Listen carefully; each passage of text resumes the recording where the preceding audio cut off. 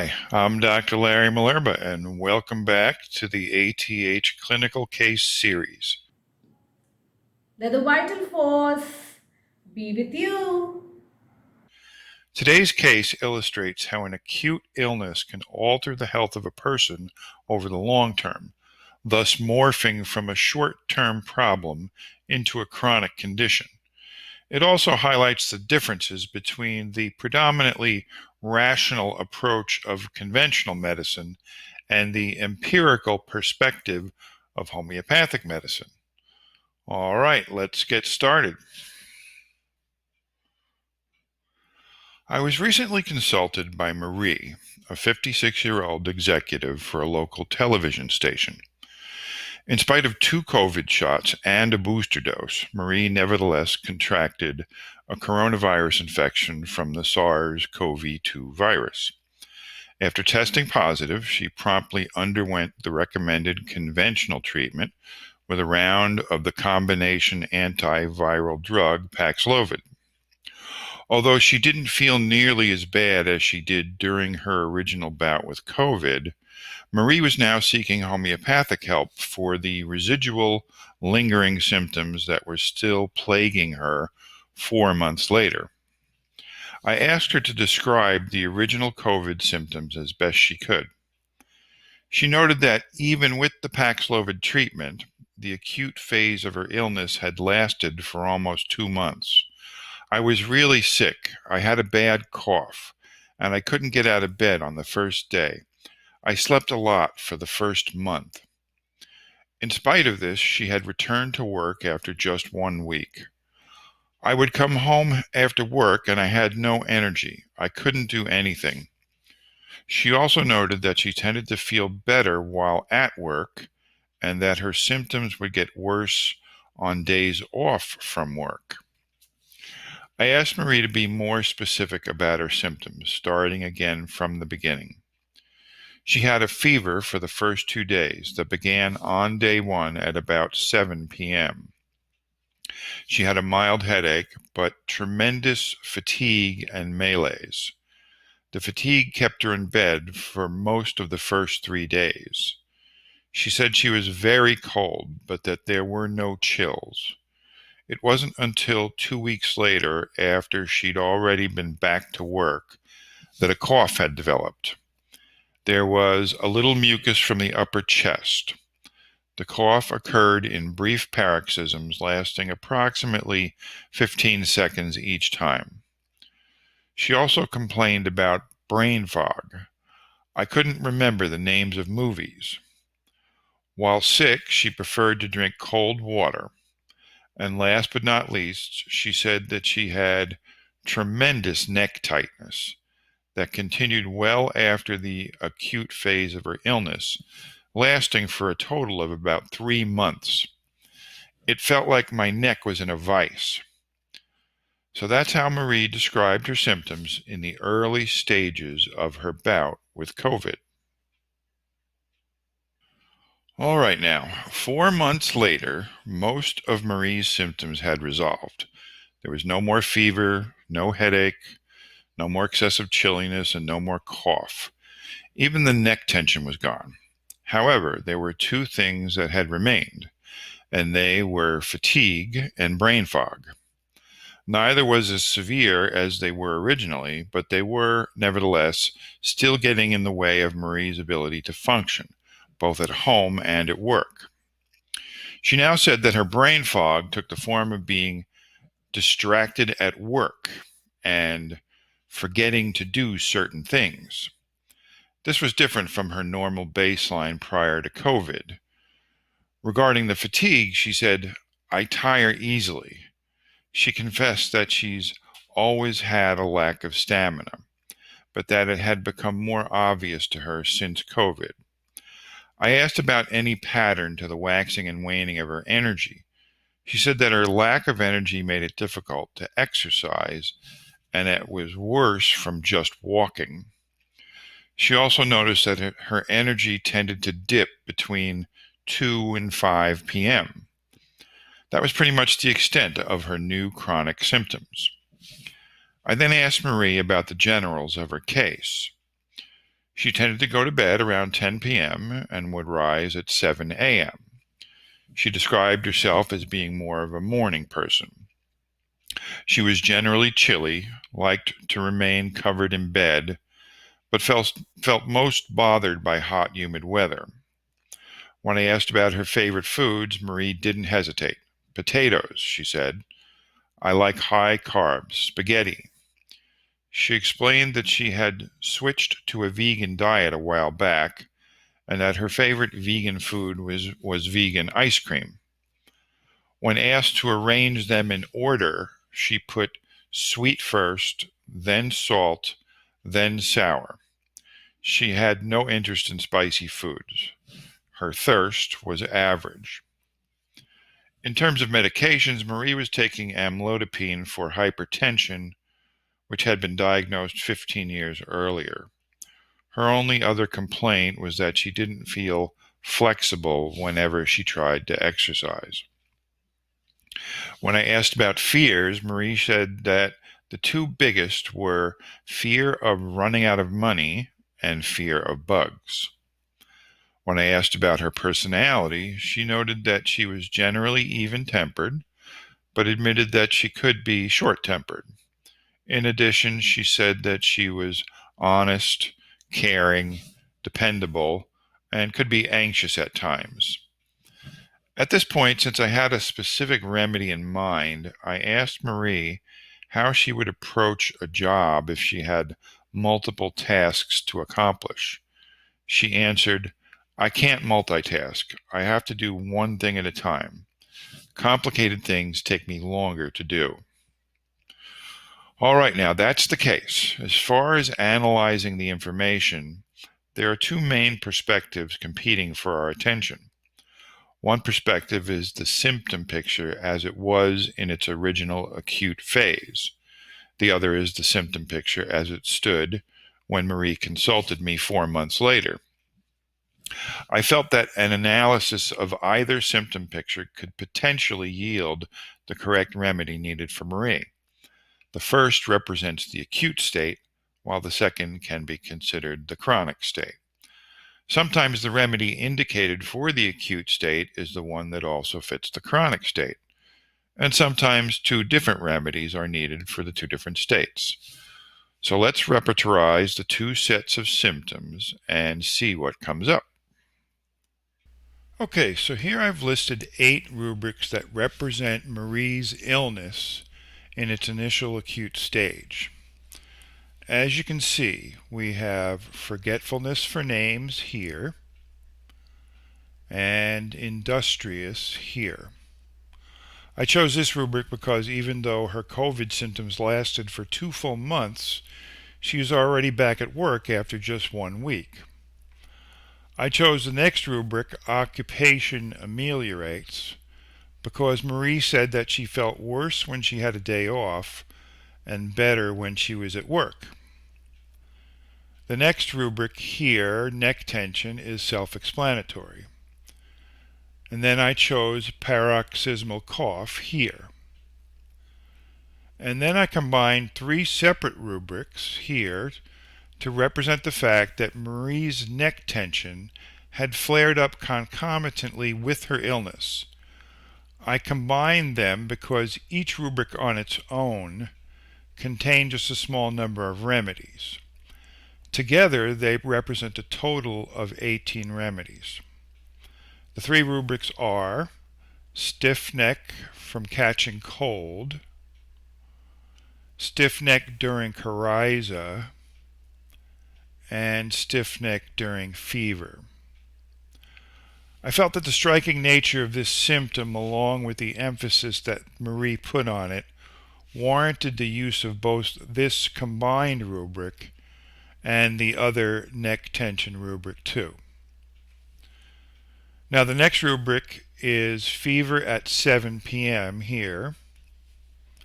And lastly, I chose general coldness during fever here. Okay, so as you can see, the top remedies listed are like, calc, and nux, and all 3 cover all 8 of our symptoms. After that, we have rus, lack, and pulse. And these 3 remedies cover 7 out of the 8 total symptoms. Now, what I find interesting about this group of possibilities is that calc and like are strong complements, in addition to the fact that both rus tox and pulsatilla also have well-known relationships to calc carb. In fact, acute conditions contracted by the calc carb type often respond very well to rus tox. Furthermore, rus tox is one of the main remedies indicated for stiff necks. And here we see that rus is listed in the 3rd degree under neck tension here. And it's a 4 under stiff neck from catching cold. So the overall impression here is that this repertorization revolves heavily around calc carb and rus tox. Alright, now let's see what happens when we repertorize some of the longer term symptoms and clues. Okay, now recall that many of Marie's acute symptoms were no longer bothering her. Complaints that did remain included fatigue, some brain fog, and her baseline hypertension, along with her constitutional generals. So that's what I repertorized, beginning with absent-mindedness here. And then we have fear of insects and fear of poverty here. Next, I chose slowness of the mind because Marie explained that it took longer for her to accomplish complicated tasks. Here we have a rubric for general aggravation around 2 p.m. because that's when her afternoon slump would begin. Next, I listed desire for ice cream and desire for potatoes. Then I chose weariness from exertion to represent the fatigue. And here we have a rubric for general aggravation from hot, humid weather. Finally, here's a rubric for hypertension. Now, amazingly, we see 2 remedies that cover all 10 of our chosen rubrics, calc carb and nat mir. And we have 2 more remedies, phos and sulf, that fit 9 out of the 10 rubrics. But it's hard to ignore the fact that calc carb lists in the 3rd degree for every single symptom except for one, fear of bugs, for which it's actually listed as a 4. Now, this made a lot of sense to me because it matched my overall impression of Marie during the interview. She seemed like a calc carb type. All right, now with this in mind, let's talk about our therapeutic options. Okay, now, so the top remedies in the acute phase repertorization were like, calc, nux, rus, lack, and pulse. And the top remedies in the chronic state repertorization were calc, nat mir, phos, and sulf. So the only remedy that comes up near the top of both is calc carb. In fact, calc came up for every single rubric in both repertorizations. And given its strong connection to calc carb, I liked the possibility of rus tox for the acute stage symptoms. So the main question in my mind was, have we fully passed out of the acute stage and into the chronic? Or are we still somewhere in the acute stage? And I think the answer to that was pretty clear. It was now 4 months later, and only the fatigue and brain fog remained. In fact, the fatigue was also a pre-existing chronic issue that had become intensified after COVID. Therefore, I decided to prescribe 2 doses of Calc Carb 30. 1 month later, Marie said, "I do feel good." She noted that her stamina had improved by at least 20%. She said that she felt, quote, more grounded, centered, and stronger in general. And she reported that her brain fog was better too. The afternoon slump was also better. She said, "I'm starting to feel a lot calmer about work. I'm better, more steady." I asked about whether she still felt chilly. She acted surprised and said, "I'm much warmer. I'm not wearing socks to bed anymore, and I'm not wearing a sweatshirt around the house as much." I asked her to avoid drinking coffee, and she remarked how surprisingly easy it was for her to do. Her blood pressure remained steady on the same dose of amlodipine. Although there were improvements across the board, I felt that there was still room for Marie's stamina to improve. So I prescribed 2 more doses of Calc Carb 30. During a brief follow-up phone call 3 months later, Marie said, "The remedy hasn't worn off. I'm working out more. I'm exercising a lot more, and I'm not exhausted afterwards. I do have a lot more energy." She estimated that her stamina was at least 50% better overall. I asked about the brain fog. She said, "It's gone. I'd forgotten about that." Not only were her long COVID symptoms gone, but Marie's chronic, long-standing baseline fatigue had improved too. Okay, now, so what have we learned from this case? I know that I'm very curious about whether Rus tox would have worked during the acute phase of the active COVID infection. The problem is that we'll never know. Of course, we can only speculate, but I'm willing to bet that Rus would have helped resolve the acute illness much more quickly and would therefore have prevented the brain fog and the further decline in Marie's energy and stamina. Calcarb, nevertheless, would still have been needed afterwards in order to address the more chronic aspect of her low energy. Now, the conventional medical establishment grudgingly refers to cases like this as long COVID. I say grudging because not too long ago there was a great deal of disagreement over not only what long COVID was, but whether it even existed at all. But medical authorities debated the issue and eventually decided that, yes, it is possible to remain sick long after an active COVID infection has resolved. In fact, I recently read in an article that the National Academies of Sciences, Engineering, and Medicine has developed, quote, "a new broadly inclusive definition of long COVID." In other words, the medical establishment has changed its views on the topic yet again. The article states that several working definitions and terms for long COVID had previously been proposed, but no common definition or terminology had been established. We think this new definition has the real advantage of elevating to the clinician's mind the real likelihood in the current environment of prevalence of this virus that in presenting patients strange symptoms are both real and may be related as an expression of long COVID. The article goes on to state that written into the report is the expectation that the definition will evolve as new evidence emerges and the understanding of long COVID matures.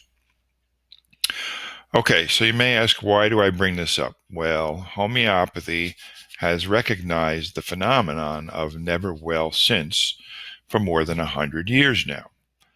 A person can be never well since the flu, for example, or never well since coming down with chickenpox, or never well since mononucleosis.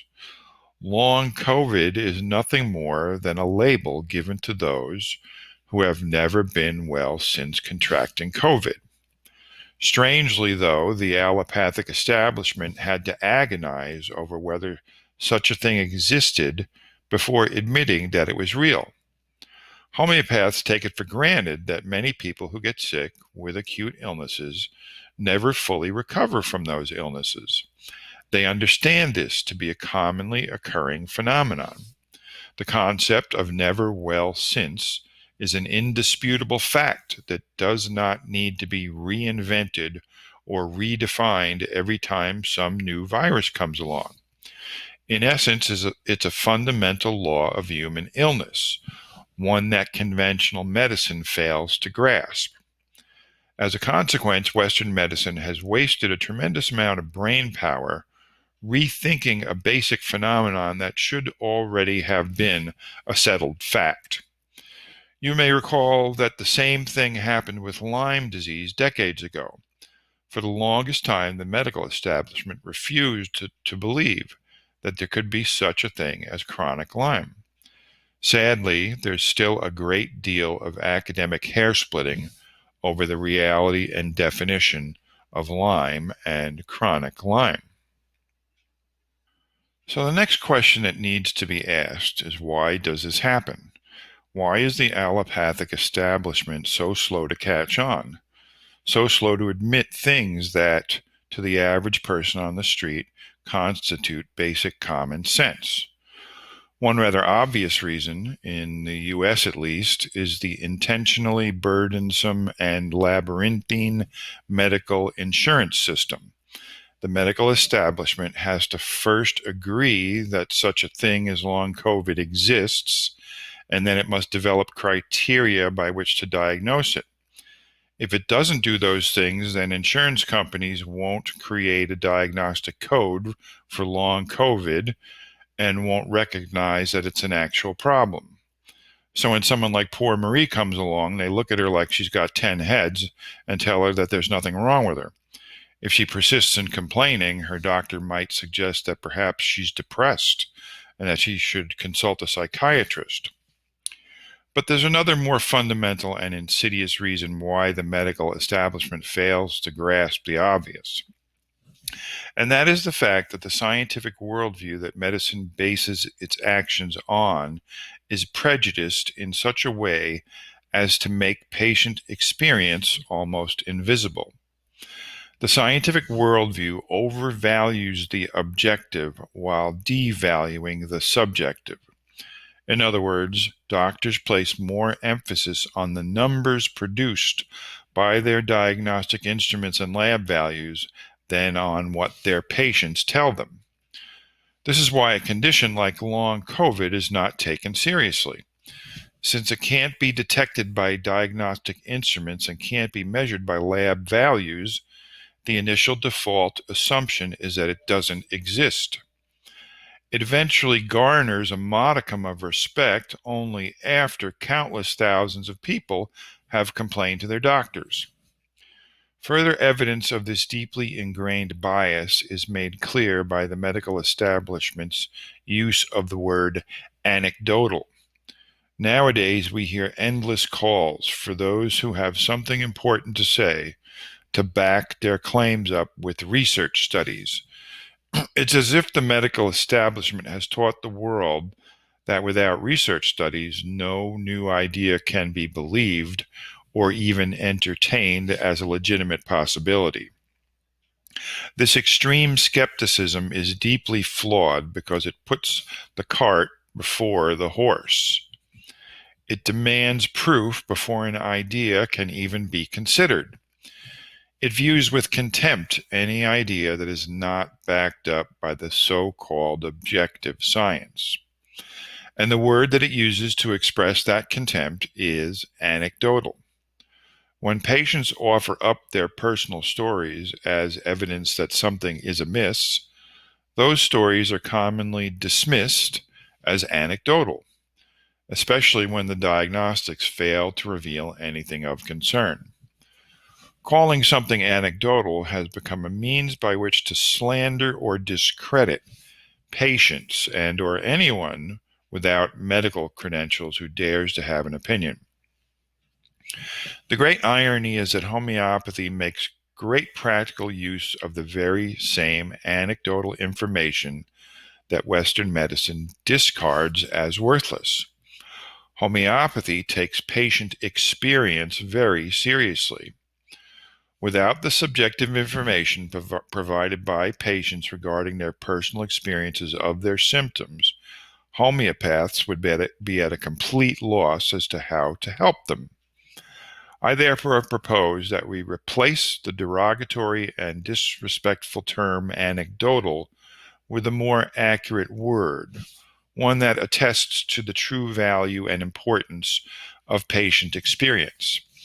And I recommend that that word should be empirical. What do I mean by empirical? Well, the dictionary says that something that is empirical is based on, concerned with, or verifiable by observation and experience, rather than by theory or logic. So while the rational theories preferred by Western medicine make it exceedingly easy to dismiss Marie's experience of long COVID as being merely anecdotal and therefore irrelevant, homeopathy makes use of all information, both subjective and objective, in its quest to heal the sick. All right, I hope you found this case to be informative. Thanks for tuning in. Don't forget to subscribe, and that way you'll be sure not to miss the next All Things Homeopathy episode. May the vital force be with you.